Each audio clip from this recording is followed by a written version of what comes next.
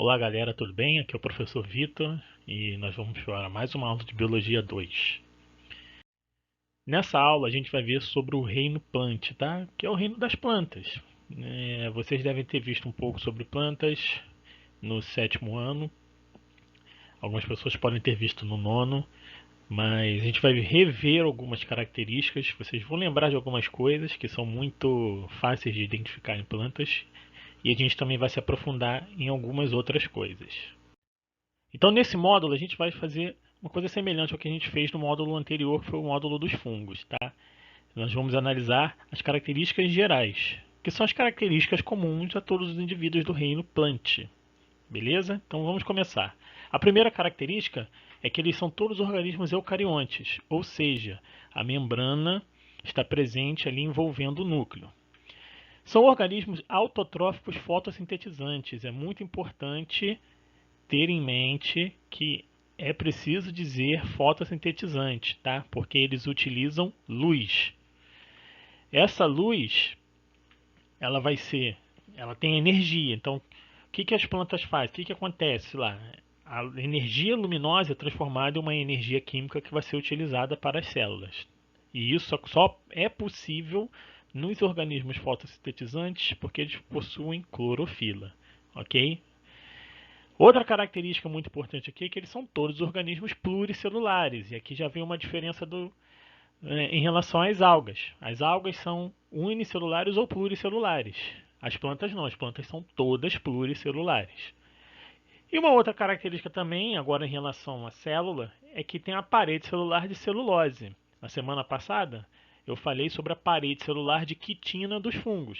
E quando vocês ainda estavam tendo aula com seus professores, vocês viram sobre o reino Monera, das bactérias, as bactérias também têm parede celular, mas é uma parede celular feita de mureína. Então eles têm paredes celulares que têm uma proteção, mas a composição delas difere em cada reino. E aqui a gente tem uma imagem, só para chamar a atenção de três organelas muito relacionadas com o que tem no reino plant. Tá? Então, cloroplasto é onde vai ficar a clorofila. Ok? Então, é no cloroplasto que você tem que ocorre a fotossíntese. O vacúolo é uma organela de armazenamento e tem outras funções também. Tá? E a parede celular, como eu falei agora há pouco. Não precisa se ficar muito preocupado com isso aqui não, que essa parte aqui é mais questão de biologia celular. Tá? A gente está vendo a questão do reino plant geral. E isso aqui é um vídeo, tá? Feito no microscópio com células vegetais de uma determinada espécie vegetal. Eu só quero chamar a atenção que isso aqui, quando você olha no microscópio, você está vendo esses negocinhos verdes aqui se mexendo, é chamado de ciclose. Essa ciclose aqui é o movimento do citoplasma. Ah, se é o citoplasma, eu estou vendo então o movimento do que está acontecendo dentro da célula vegetal. E perceba aqui, ó, isso aqui, ó, que eu estou envolvendo agora, é uma célula. Perceba que a parede aqui, ó, ela fica bem visível. E aqui nós temos outra célula. Então, ó, é um organismo pluricelular e tem uma parede celular. Tá? Essa imagem aqui, esse vídeo fica muito bom para a gente averiguar essas características. E é verdinho porque a clorofila é verde. Mas o que a gente mais vai ver mesmo nesse bimestre é a classificação biológica. Aí você tem que lembrar das primeiras aulas lá sobre a classificação dos seres vivos, que é a taxonomia. Beleza? Então, a taxonomia é para identificar ali e categorizar os organismos de acordo com determinadas características. E aqui, nas plantas, a característica que a gente vai ver primeiro é a visibilidade das células ou estruturas reprodutivas. Então, se eu tenho um grupo que a visibilidade é fácil e outra difícil, eles vão receber nomes diferentes. O que significa? Os grupos que têm uma visibilidade bem difícil, não é tão fácil de ser vista, são chamados de criptógamas. Tá?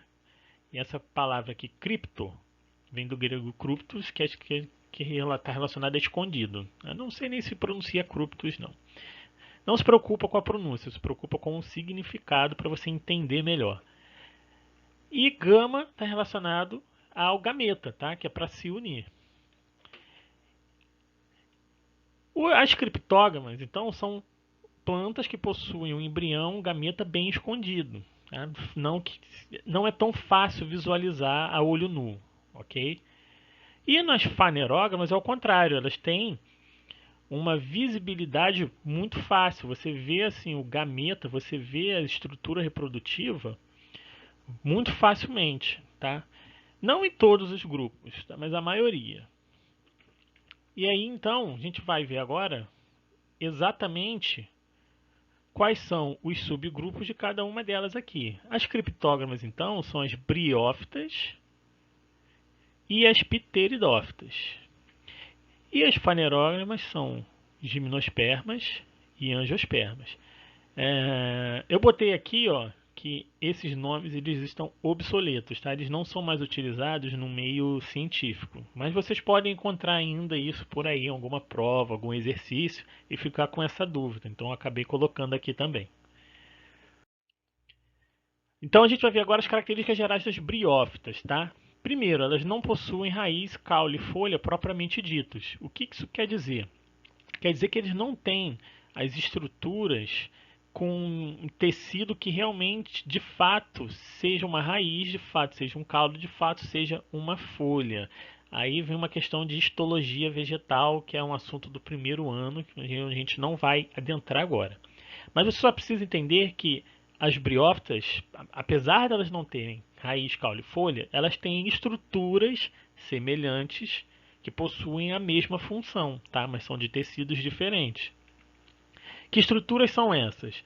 É um rizoide, um cauloide e um filoide. Beleza?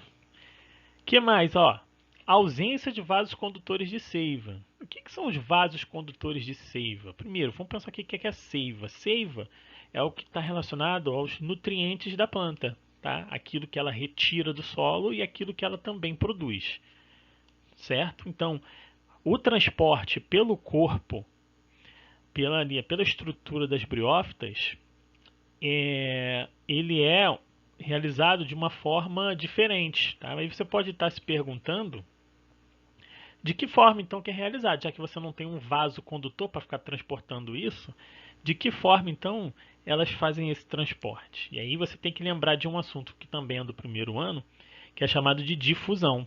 Tá? A difusão é quando você tem um transporte de substâncias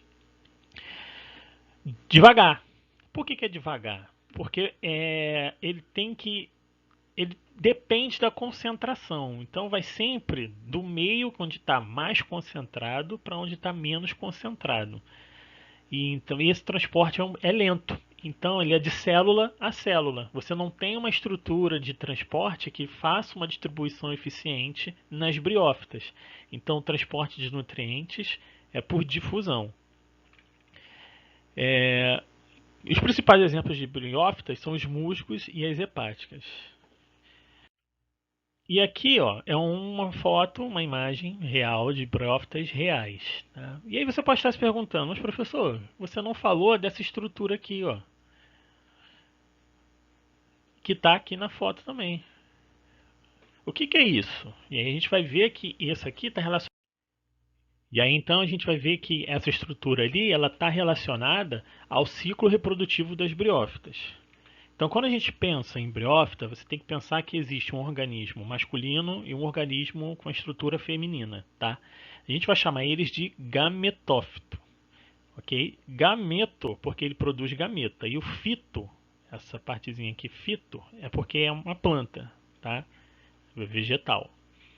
Então, você tem um gametófito masculino que tem que fecundar um gametófito feminino. Então esse gametófito masculino aqui, ó, percebam que ele vai liberar os gametas, tá?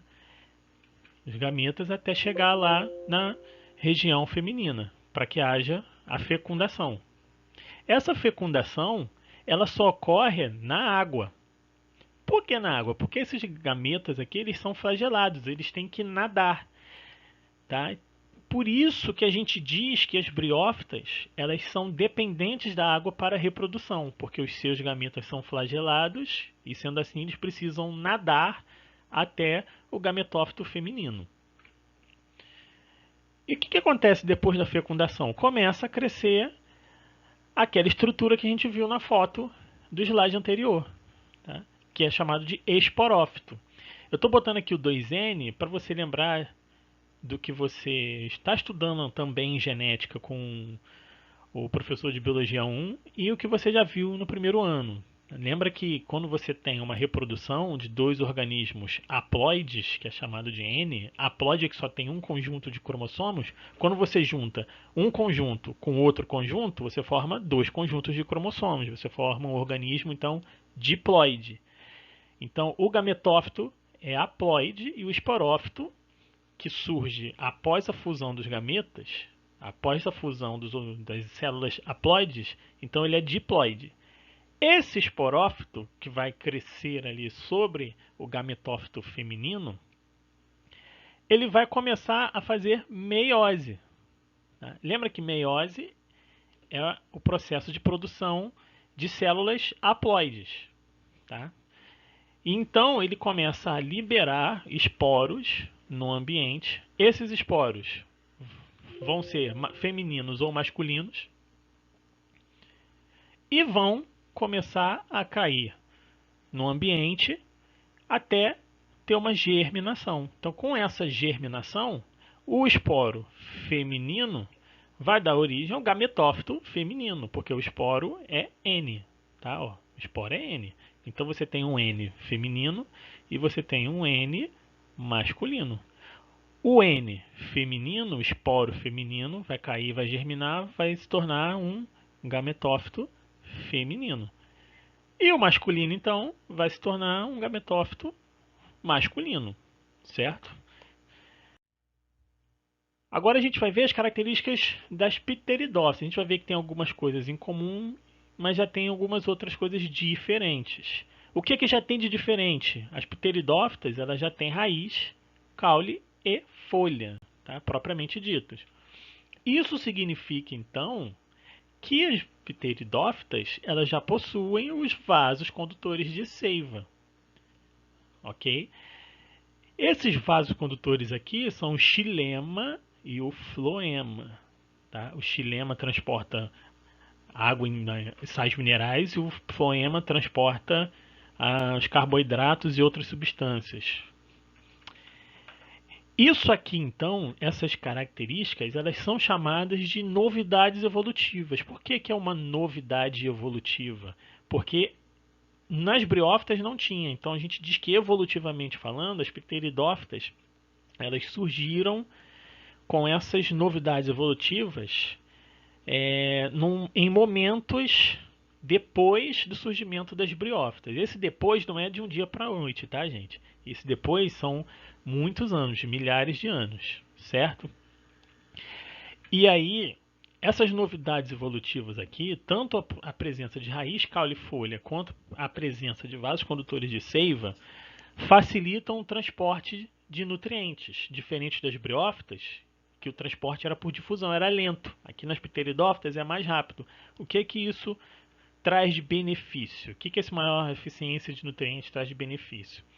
Essas plantas conseguem crescer um pouco mais, tá? Aqui é um esqueminha mostrando como é que funciona o transporte de xilema e de floema, tá? O transporte de seiva bruta e de seiva elaborada. A seiva bruta é transportada pelo xilema, tá? Então, seiva bruta é transportada pelo xilema. Seiva elaborada é transportada pelo floema, certo? Então, seiva bruta leva água e sais minerais para as folhas fazem fotossíntese, produzem carboidratos, e aí esses carboidratos então vão ser transportados para as outras partes da planta, como os frutos e a planta de uma forma geral, para que ela use esses carboidratos para a sua sobrevivência. E outra coisa, agora vem a semelhança. O ciclo reprodutivo das pteridófitas ele é semelhante ao das briófitas. A gente vai ver isso no próximo slide. Tá? Tem uma dependência da água para a reprodução. Os principais exemplos de pteridófitas são a samambaia, o xaxim e a avenca. Esses são os que são mais citados em provas e vocês mais vão ver por aí. No ciclo reprodutivo das pteridófitas, a lógica é a mesma, tá? Você tem lá um gametófito jovem, você tem um indivíduo adulto, que é um esporófito, que produz esporo. Um gametófito, que produz gameta, tá? Então, ó, um esporófito maduro é uma samambaia, por exemplo. Tá? Uma samambaia, aquela que você vê, aquela que pode ter na casa de vovó, até na sua casa mesmo.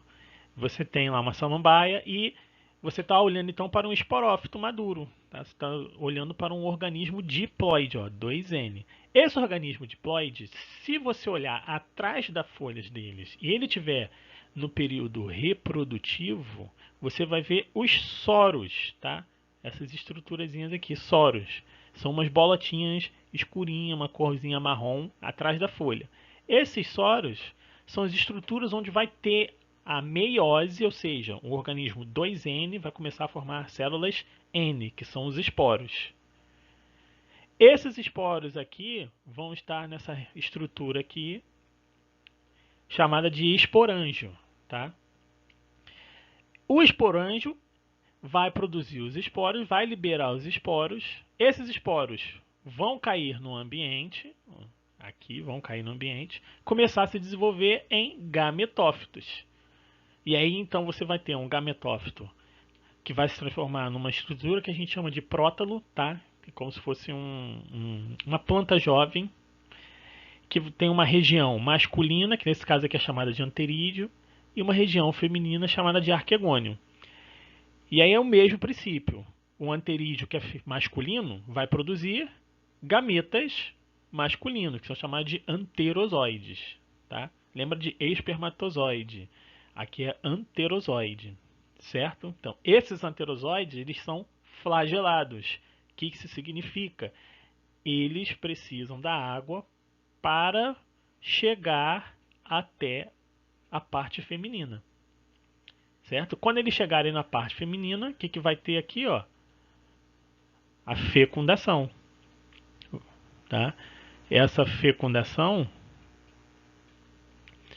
vai então formar um organismo diploide, ou seja, é um N se juntando com outro N, formando então dois Ns.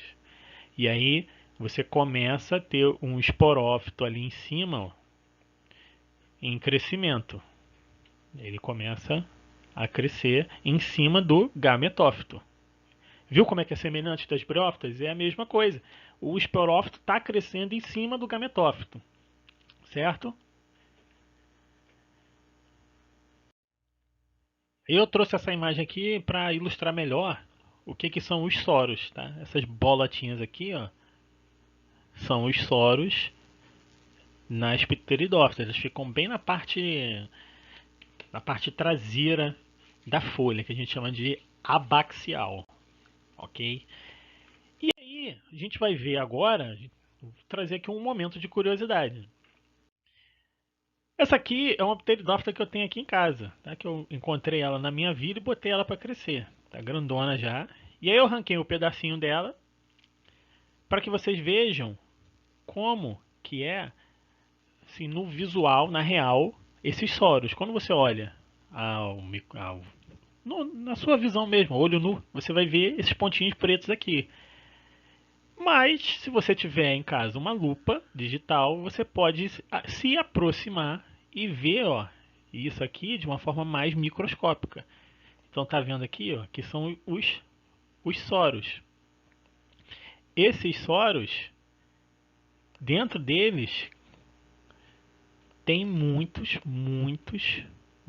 esporos que, conforme vai passar o tempo e algumas condições climáticas, como água e vento, esses soros vão se soltando. E aí, se ele encontrar um ambiente propício para crescimento, ele vai crescer. Bom, agora a gente vai ver sobre as gimnospermas, tá? Que é um próximo grupo. E aí as características gerais delas são: elas possuem raiz, caule e folhas, tá? Assim como as pteridófitas. Elas também possuem vasos condutores de seivas, lema e floema. Então, aquela novidade evolutiva que surgiu nas pteridófitas, ela continua sendo propagada aqui nas gimnospermas.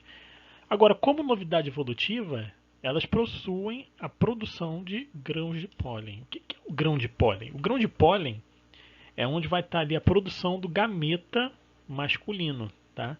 Esse gameta masculino, no próximo slide, a gente vai ver que ele participa da formação do tubo polínico, da polinização na sua reprodução. Então, a gente vai ver que esse grão de pólen aqui, ele não é exclusivamente propagado pela água. Ele também pode ser propagado pela água, mas ele vai ser mais pelo ar. Uma outra novidade evolutiva é a presença de sementes.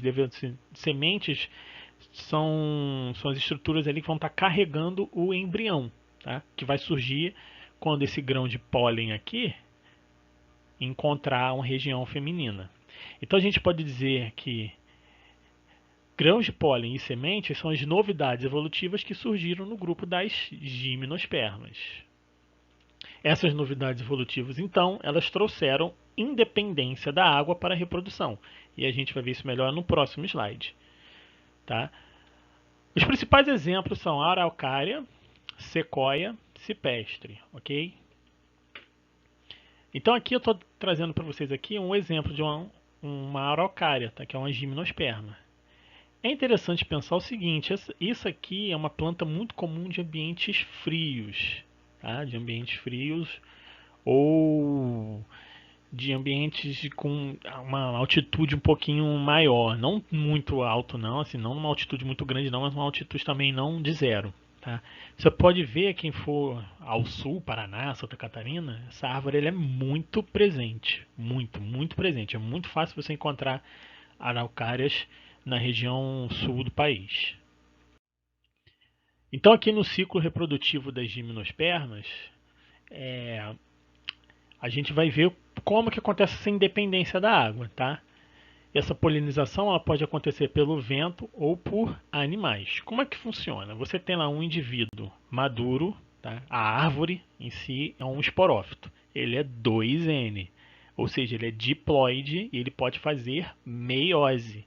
Ele vai fazer meiose nas suas estruturas reprodutivas, tá? Que são os estróbilos. Tá? Então, as estruturas reprodutivas das gimnospermas são chamadas de estróbilos. Então, você tem um estróbilo masculino, tá?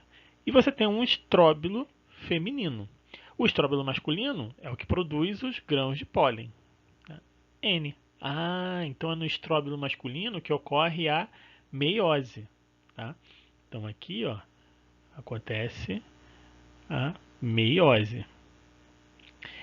Essa meiose também vai acontecer na região feminina, que é o estróbilo feminino. O estróbilo feminino vai produzir lá um óvulo N.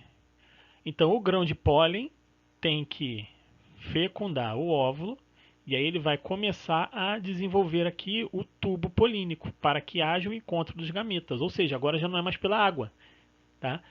Esse encontro dos gametas, esses estróbilos aqui, eles liberam os grãos de pólen no ar, e aí ele vai viajar aí pelo ar, e aí quando eles encontrarem uma outra planta, esse grão de pólen encontrar o óvulo de uma outra planta, vai começar a ter toda essa sequência aqui, ó, até desenvolver o tubo polínico. Do tubo polínico vai acontecer lá a fecundação. E o que acontece quando você une um indivíduo N com um indivíduo N? Vai formar um embrião 2N. Tá? Esse embrião é que vai dar origem à semente. Tá? Então, a semente vai estar envolvendo o embrião. E aí, quando você pega um exemplo de gimnosperma, tem a pinha como principal exemplo. A pinha é um estróbilo feminino, tá? Então, é um estróbilo feminino, que é isso aqui, fecundado. A pinha é um estróbilo fecundado. E isso que você está vendo aqui, ó, cada um desses aqui é uma semente. Então, repare quantas sementes tem aqui. E essa pinha aqui é uma dos alimentos vegetais mais consumidos na região sul do país. Por que na região sul? Porque lá tem muito mais araucárias que outras regiões do país. E continuando o ciclo, uma semente, quando cai num lugar propício para crescer, o que vai dar origem? Vai dar origem a um esporófito em desenvolvimento e assim você recomeça o ciclo. Tá? Recomeçando o ciclo aqui, nessa parte. Certo? E agora as angiospermas. Quando a gente pega nas angiospermas, a gente vai ver que elas têm todas essas características evolutivas que a gente falou até agora. Elas possuem raiz, elas possuem caule e elas possuem folha. Elas possuem os vasocondutores de seiva, xilema e floema. Elas possuem grãos de pólen, elas possuem sementes. Tá? Grãos de pólen e sementes. Só que agora tem uma novidade evolutiva, que são as flores e os frutos. Tá? E essas duas novidades aqui são o que vai trazer para a angiosperma assim, uma grande quantidade de vantagens em relação às plantas anteriores. Tá? Por quê? Vamos ver aqui algumas delas, que são as principais. Primeiro, vai ter uma fecundação mais eficiente. O que isso quer dizer? As flores vão ser os órgãos reprodutivos. E aí, quando você pensa numa flor, pensa numa rosa, tá? Que é bem atrativa. Pensa numa flor produzindo uma grande quantidade ali de grãos de pólen. E aí essa grande quantidade de grãos de pólen vai ser propagada por vários meios, tá? Pelo ar e por animais polinizadores, que a gente vai falar melhor daqui a pouco. E tem uma maior facilidade de dispersão de sementes. Por quê? Porque essas sementes vão ficar dentro dos frutos, tá? E os frutos, então, eles são atrativos para vários animais. Então, o animal, quando vai comer um fruto, ele geralmente pode ter dois caminhos. Ele pode também comer uma semente ou ele pode se desfazer da semente. De qualquer forma, um animal geralmente não come o fruto ali perto da árvore. Ele vai levar para outros ambientes distantes daquela árvore. O que isso faz para a árvore? Qual é a vantagem que isso traz evolutivamente para a árvore?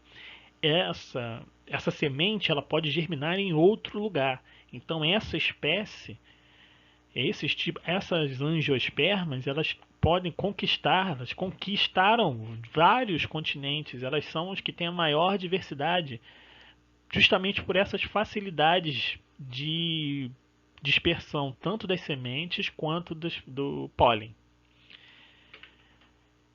Os embriões também estão mais protegidos, tá? Por quê? Porque eles vão estar dentro de uma semente que está dentro do fruto. Ok? Então, você vê aí, são várias proteções. Tá? Eu esqueci de falar que tem animais que podem acabar comendo esses frutos e não digerem a semente.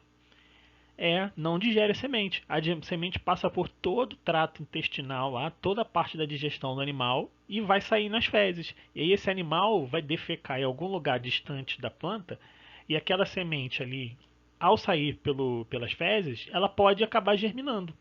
Então você vê aí como que isso também é uma ótima vantagem evolutiva para você dispersar, para você conquistar diferentes ambientes. E uma outra característica aqui é a maior variedade. Né? Então essa maior variedade está relacionada a todas essas características anteriores. Por quê? Porque você vai ter cada vez mais indivíduos se propagando, cada vez mais indivíduos se reproduzindo. E aí essa reprodução, ela vai estar ali favorecendo o que vocês estão vendo em genética, em Bio1, que é a recombinação gênica, é o crossing over. Tá? Então quanto mais indivíduos ali estiverem se reproduzindo sexuadamente, maiores são as chances de você estar fazendo ali uma recombinação gênica, gerando organismos cada vez mais diferentes, com mais variedades. Certinho?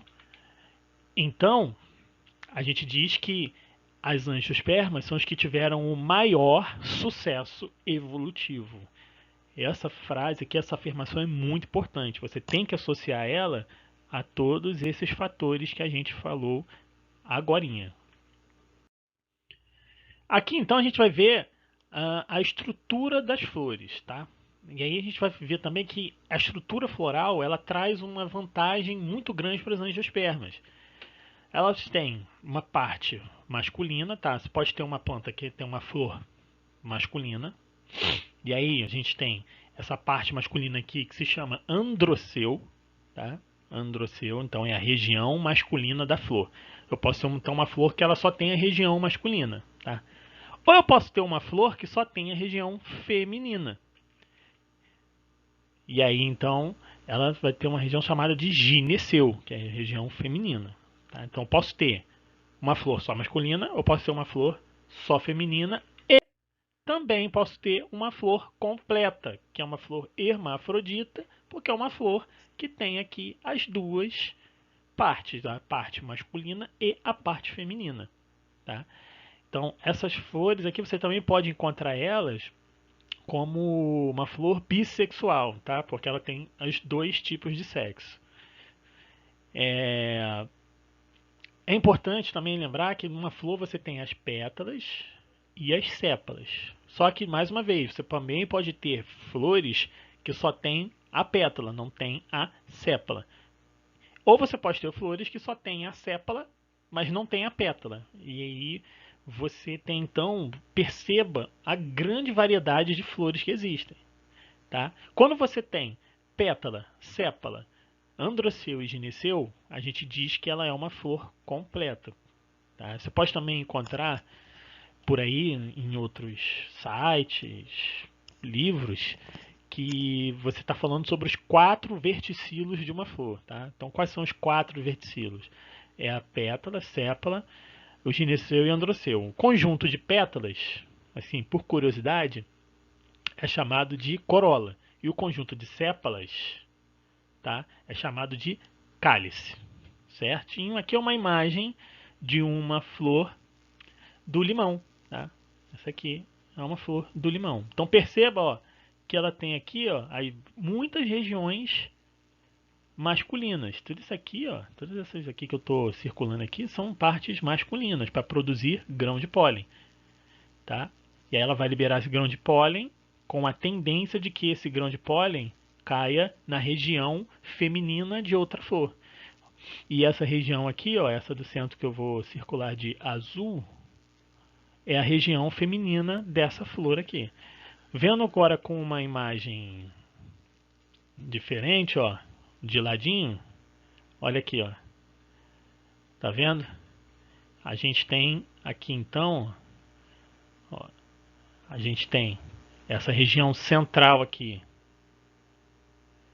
que é a parte feminina, e todas essas aqui, ó, são as partes masculinas, produzindo os grãos de pólen. E aqui embaixo você tem as pétalas e aqui tem as sépalas.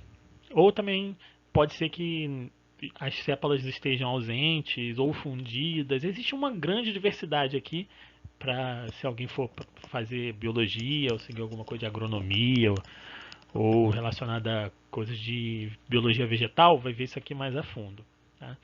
E aqui, ó, nessa partezinha aqui, ó, você tem o ovário. Tá? Essa partezinha aqui é onde fica o ovário lá. Então o grão de pólen ele cai aqui e aí começa a desenvolver o tubo polínico, poro polínico, até chegar lá no óvulo e é aqui que vai ter a fecundação, certo?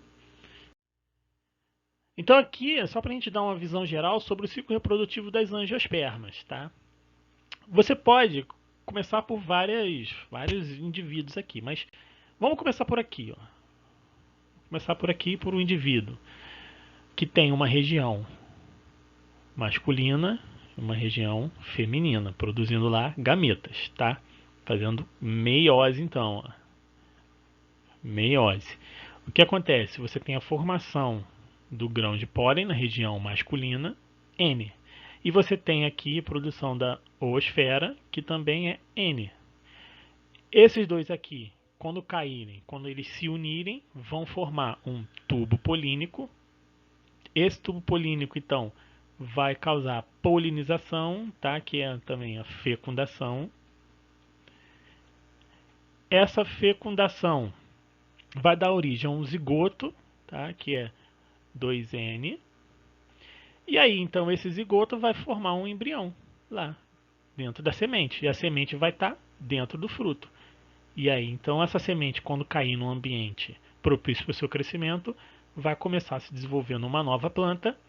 Né? E essa nova planta aqui, ela é 2N, tá? Nesse caso. E então, você recomeça o ciclo. Tá? É importante pensar o seguinte: se vocês forem ver um livro, um outro lugar para consulta, vocês podem ver que dentro desse ciclo reprodutivo aqui das angiospermas e de todos os outros que a gente viu, existem subetapas, existem outras etapas por dentro dessa daqui. Tá? Então esse aqui que eu estou mostrando para você não é um ciclo bem detalhado, é um ciclo resumido. Tá? Se você tiver com uma curiosidade para ver os ciclos detalhados, eu posso ajudar vocês, posso te passar um outro arquivo, tá? Mas para as nossas aulas, para o nosso foco, não vai ser necessário. Nesse slide agora, a gente vai ver um pouco sobre as estratégias de propagação dos grãos de pólen, que também são chamadas de polinização. Tá? Você também pode entender isso aqui como adaptações vegetais para a polinização, né? Mas pensando que são adaptações de angiospermas, de forma geral. Então a gente tem a polinização hidrófila. O que é uma polinização hidrófila? É quando você tem uma dispersão dos grãos de pólen pela água, tá? Que é o menos comum. Okay? Porque a gente já viu que dispersão pela água, encontro dos gametas pela água, não é propício para uma vida terrestre. Tá? Para você ter um grande porte, ali um tamanho grande de uma árvore, sei lá, de 15 metros. Então, esse encontro dos gametas pela água, ele não é muito comum, mas ele também pode acontecer. A gente tem uma polinização pelo vento, que é chamada de polinização anemófila, tá? Que é uma dispersão pelo vento. E tem uma polinização zoófila, que é a dispersão por animais, tá? Que é o mais comum, junto assim com o vento. Então você tem animais que são polinizadores. Aí quando eles fazem essa polinização, a gente diz que é uma polinização zoófila ou também pode ser encontrado por aí como zoofilia. Okay? Nesse caso aqui do vento, você pode encontrar como anemofilia e na da água você pode encontrar como hidrofilia.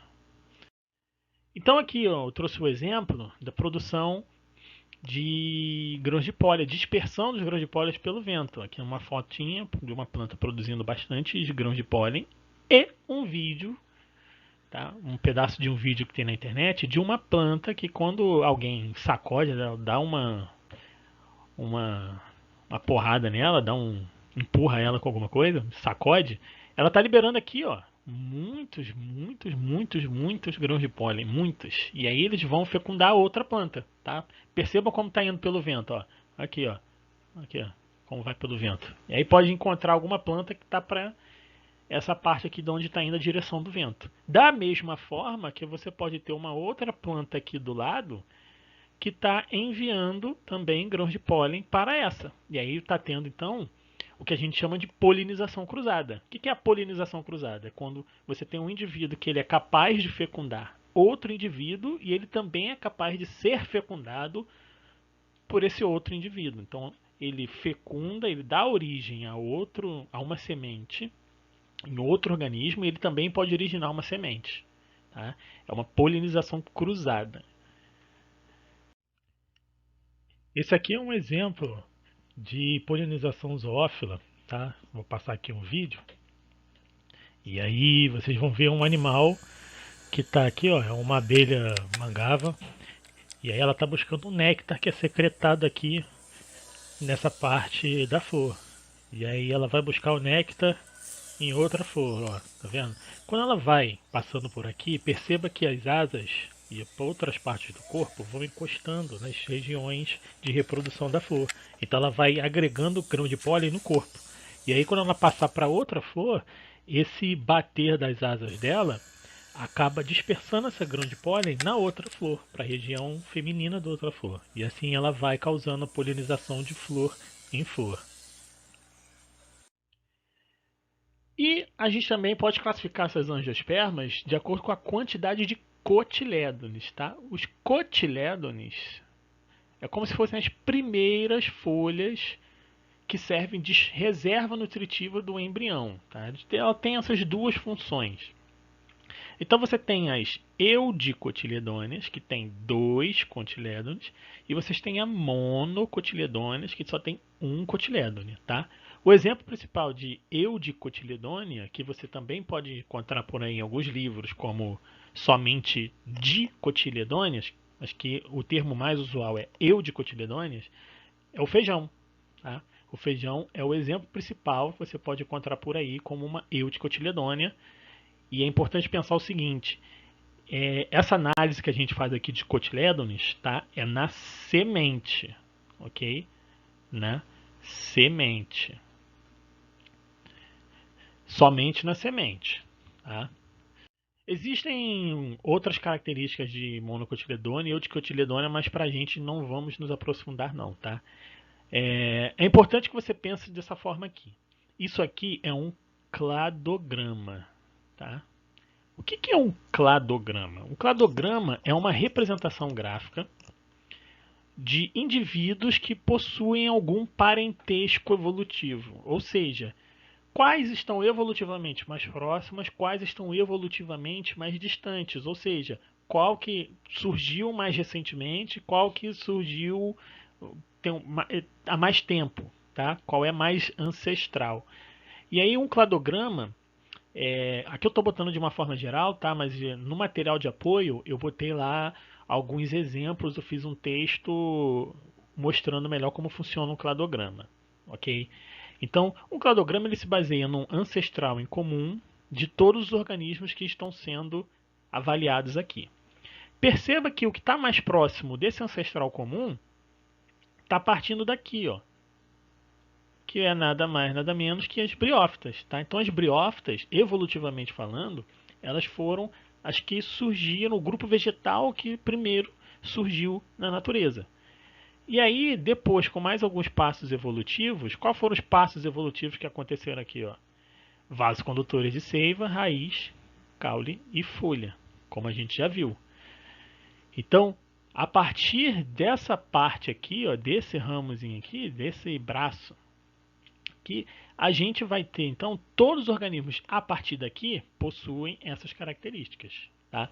Que são as pteridófitas, gimnospermas e angiospermas. Tá?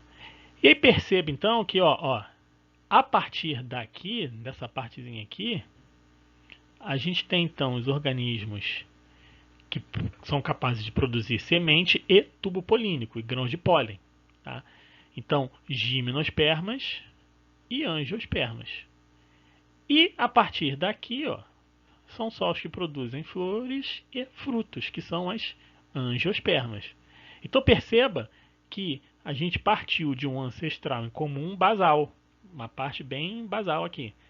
Quem está mais próximo do ancestral comum? As briófitas. Quem é mais próximo das briófitas? As pteridófitas. Quem é mais próximo das pteridófitas? As gimnospermas. Quem é mais próximo das gimnospermas?